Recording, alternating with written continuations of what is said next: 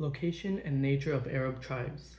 Beyond a shadow of doubt, the biography of Prophet Muhammad SAW obviously represents a complete picture of the magnificent divine message that he communicated in order to deliver the human race from the swamp of darkness and polytheism to the paradise of light and monotheism.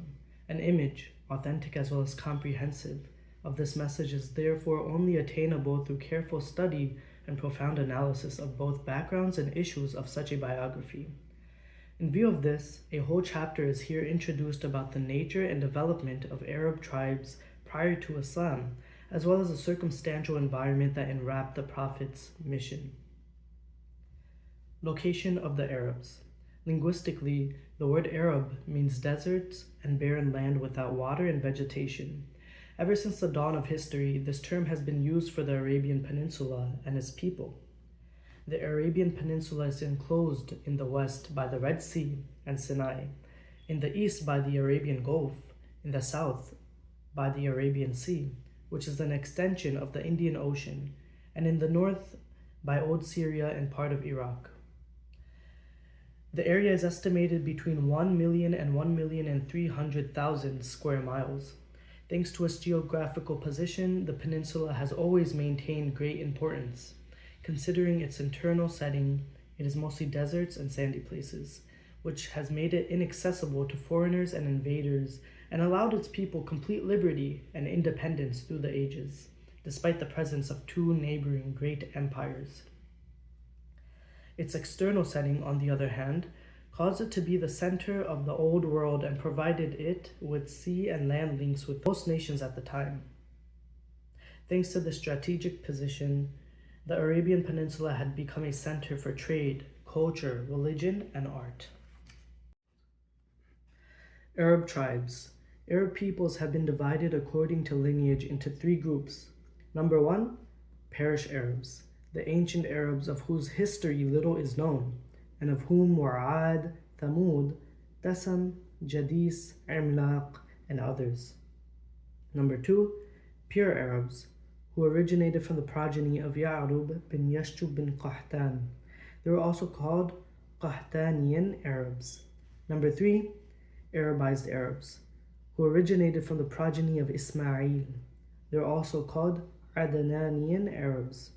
The pure Arabs, the people of Qahtan, originally lived in Yemen and comprised many tribes, two of which were very famous. A. Himyar, the most famous of whose ancestors were Zayd al-Jamhur, Quda'a, and Sakasik. B. Kahlan, the most famous of whose ancestors were Hamdan, Anmar, Tai, Mudhij, Kinda, Lakham, Jutham, Azd, Aus, Khazraj, and the descendants of Japhna, the kings of old Syria. The Kahlan tribes emigrated from Yemen to dwell in the different parts of the Arabian Peninsula prior to the Great Flood, Sayl al-Aram, of the Ma'arib Dam. They did this due to the failure of trade under the Roman pressure and control of both sea and land trade routes following the Roman occupation of Egypt and Syria. Naturally enough, the competition between Kahlan and Himyar led to evacuation of the first and the settlement of the second in Yemen.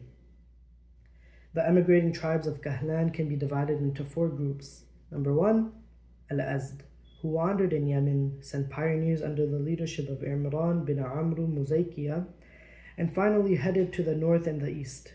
Details of their emigration can be summed up as follows. Tha'laba bin Amr left his tribe Al-Azd for Hijaz and dwelt between Tha'labiya and Di Qar. When he gained strength, he headed for Medina where he stayed. Of his descendants are Aus, Khazraj, sons of Haritha bin Tha'laba. Haritha bin Amr, known as Khuza'a, wandered with his offspring in Hijaz until they came to Mar al-Dhahran. Later, they conquered the Haram and settled in Mecca after having driven away its people, the tribe of Jurhum. Imran bin Amr and his family went to Oman, where they established a tribe of Azd, whose offspring inhabited Tihama and were known as Azd of Shanu'a. Japhna bin Amr and his family headed for Syria, where he settled and initiated the kingdom of Ghassan, who was so named after a spring of water in Hijaz, where they stopped on their way to Syria. Number 2, Lakhm and Jutham, of whom was Nasr bin Rabi'ah, founder of the Manadira kings of Hira.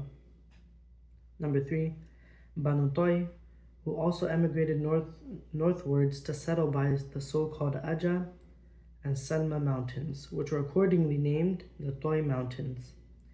Number 4, Kinda, who dwelt in Bahrain but were expelled to Ramaut and Najd.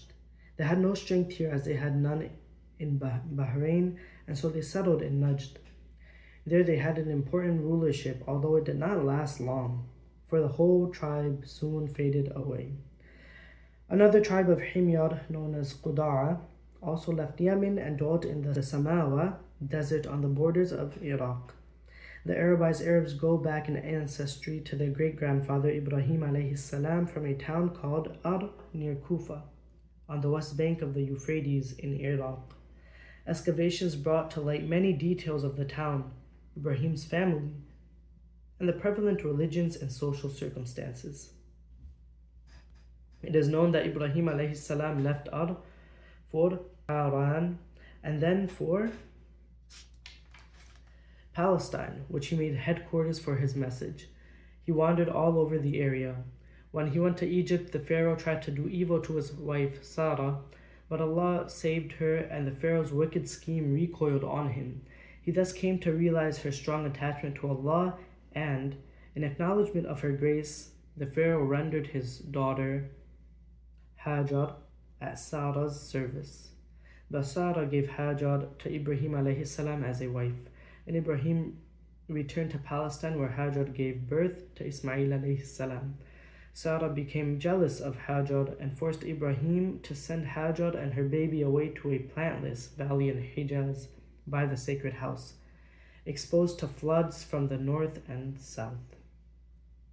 He chose for them a place under a lofty tree near the upper side of the masjid in Mecca, where neither people nor water were available, and went back to Palestine, leaving a leather case with some dates and a vessel of water with his wife and baby.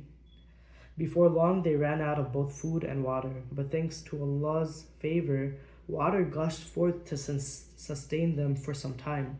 The story of the Zamzam spring is well known to everybody. Another Yemeni tribe, Jurhum II, came and lived in Makkah upon Hajar's permission, after being said to have lived in the valleys around Makkah. It is mentioned in Sahih al-Bukhari that this tribe came to Makkah before Ismail was a young man, while they had passed through the valley long before this event. Ibrahim alayhi salam used to go to Makkah every now and then to see his wife and son. The number of these journeys is still unknown, but dependable historical references have mentioned 4. Allah the Sublime stated in the Noble Quran that He had Ibrahim alayhi salam see in his dream that he slaughtered his son Ismail, and therefore Ibrahim alayhi salam stood up to fulfill his order. فَلَمَّا أَسْلَمَ وَتَلَّهُ لِلْجَبِينِ وَنَادَيْنَاهُ أَنْ يَا إِبْرَاهِيمُ قَدْ صَدَّقْتَ الرُّؤْيَا إِنَّا كَذَلِكَ نَجْزِي الْمُحْسِنِينَ إِنَّ هَذَا لَهُوَ الْبَلَأُ الْمُبِينُ وَفَدَيْنَاهُ بِذَبْحٍ عَظِيمٍ. Then, when they had both submitted themselves to the will of Allah, and he had laid him prostrate on his forehead, or on the side of his forehead for slaughtering, and we called out to him, O Ibrahim, you have fulfilled the dream, vision. Verily thus do we reward the muhsineen, good doers who perform good deeds totally for Allah's sake only, without any show off or to gain praise or fame, etc., and do them in accordance to Allah's orders. Verily that indeed was a manifest trial, and we ransomed him with a great sacrifice, i.e. a ram. Mentioned in the Genesis that Ismail alayhi salam was 13 years older than his brother Ishaq alayhi salam. The sequence of the story of the sacrifice of Ismail alayhi salam shows that it really happened before Ishaq's birth, and that Allah's promise to give Ibrahim alayhi salam another son, Ishaq alayhi salam, came after narration of the whole story. The story spoke of one journey, at least, before Ismail alayhi salam became a young man. Al-Bukhari, on the authority of Ibn Abbas, reported the other three journeys, a summary of which goes as follows.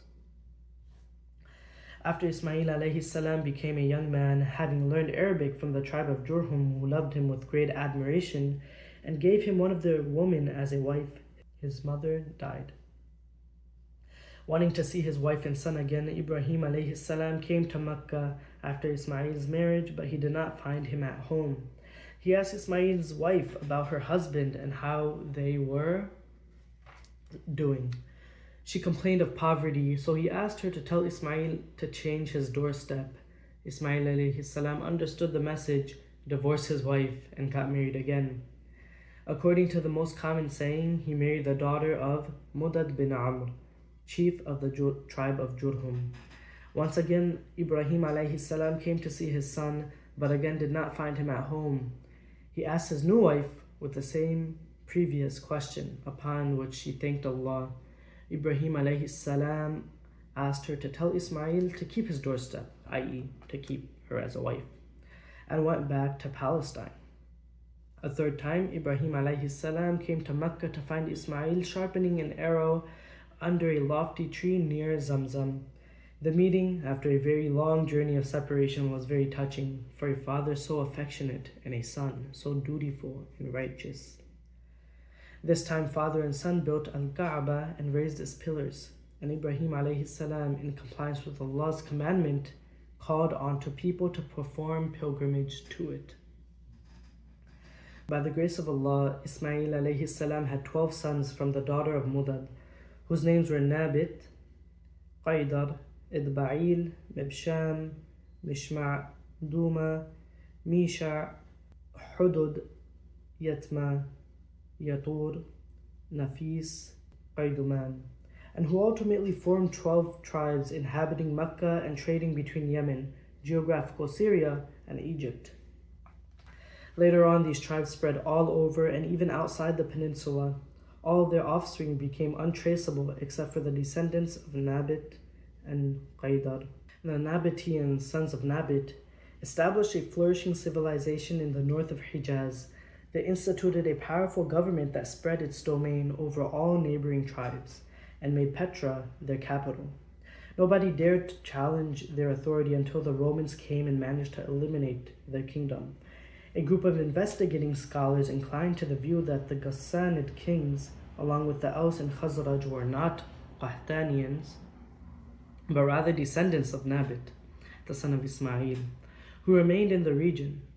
Imam al-Bukhari also inclined to this view. Al-Hafidh ibn Hajar preferred the view that Qahtan was among the descendants of Nabit. Descendants of Qaidar, the son of Ismail alayhi salam, lived long in Mecca, increasing in number. Of them issued Adnan and his son Ma'ad, to whom Adnanian Arabs traced their ancestry. Adnan is the 21st grandfather in the series of the prophetic ancestry. It is said that whenever Prophet Mohammad SAW spoke of his ancestry, he would stop at Adnan and say, "Genealogists tell lies," and did not go farther than him. A group of scholars, however, favored the probability of going beyond Adnan, considering the aforementioned hadith to be unauthentic. They went on to say that there were exactly 40 fathers between Adnan and Ibrahim alayhi salam.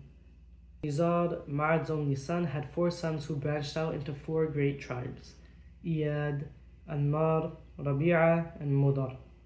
These last 2 sub-branched into several tribes. Rabi'a fathered Asad and Anza, Abdul Qais, and Wa'il's 2 sons, Bakr and Taglib, Hanifa, and many others. Mudar tribes branched out into 2 great divisions: Qais Aylan bin Mudar and the tribes of Ilyas bin Mudar. From Qais Aylan came Banu Sulaym, Banu Hawazin, and Banu Ghatafan, of whom descended Abs, Dhubyan, Ashja', Ghani bin Asur. From Ilyas bin Mudar came Tamim bin Murrah, Hudayl bin Mudrika, Banu Asad bin Khuzaymah, and the tribe of Kinana bin Khuzaymah, of whom came Quraysh, the descendants of Fihr bin Malik bin al-Nadr bin Kinana. Quraysh branched out into various tribes, the most famous of whom were Jum'ah, Saham, Adi, Makhzum, Taym, Zahra, and the tribes of Qusay bin Kilab, consisting of Abdul Dar bin Qusay, Asad bin Abdul Uzza bin Qusay, and Abd Manaf bin Qusay. There are 4 divisions of the tribe of Abd Manaf: Abd Shams, Nawfal, Muttalib, and Hashim. It is, however, from the family of Hashim that Allah selected the Prophet Mohammad SAW bin Abdullah bin Abdul Muttalib bin Hashim. The Prophet Muhammad SAW said, إن الله اصطفى من ولد إبراهيم إسماعيل واصطفى من ولد إسماعيل كنانة واصطفى من بني كنانة قريشا واصطفى من قريش بني هاشم واصطفاني من بني هاشم. Allah selected Ismail from the sons of Ibrahim, Kinana from the sons of Ismail, Quraysh from the sons of Kinana, Hashim from the sons of Quraysh, and He selected me from the sons of Hashim. Al-Abbas bin Abdul Muttalib quoted Allah's Prophet ﷺ as saying, إِنَّ اللَّهَ خَلَقَ الْخَلْقَ فَجْعَلَنِي مِنْ خَيْرِهِمْ من خير فريقهم وخير الفريقين ثم تخير القبائل فجعلني من خير القبيلة ثم تخير البيوت فجعلني من خير بيوتهم فأنا خيرهم نفسا وخيرهم بيتا. Allah created the creatures and made me among the best of them. He chose the tribes and selected me from the best whereof. And He chose families and made me among the best of them. Then He chose the households, making me among the best of their households, and the best of them in person, and the best of them in household. Having increased in number, children of Adnan spread out over Arabia in pursuit of pastures and water. Abdul Qais, along with some tribes of Bakr bin Wa'il and Tamim, emigrated to Bahrain. Banu Hanifa bin Sa'ad bin Ali bin Bakr went to settle in Hajar, the capital of Yamama. All the tribes of Bakr bin Wa'il lived in an area of land that included Yamama, Bahrain, Saif Kazima, the seashore, the outer borders of Iraq, Ubala, and Hayt. Most of the tribe of Taghlib lived in the Euphrates area, while some of them lived with Bakr. Banu Tamim lived in the desert of Basra, Banu Sulaym in the vicinity of Medina on the land stretching from Wadi al-Qura to Khaybar onwards to Harra. Thaqif dwelt in Ta'if and Hawazin, east of Mecca near Autas on the route from Mecca to Basra. Banu Asad lived on the land east of Tayma and west of Kufa, while the family of Tay lived between Banu Asad and Tayma. They were a 5-day walk from Kufa. Dubiyan inhabited the area between Tayma and Hawran. Some divisions of Kinana lived in Tihama, while some of the Quraysh dwelt in Mecca and its suburbs. The Quraysh remained completely disunited until Qusay bin Kilab managed to rally their ranks on honorable terms, attaching major prominence to their status and importance.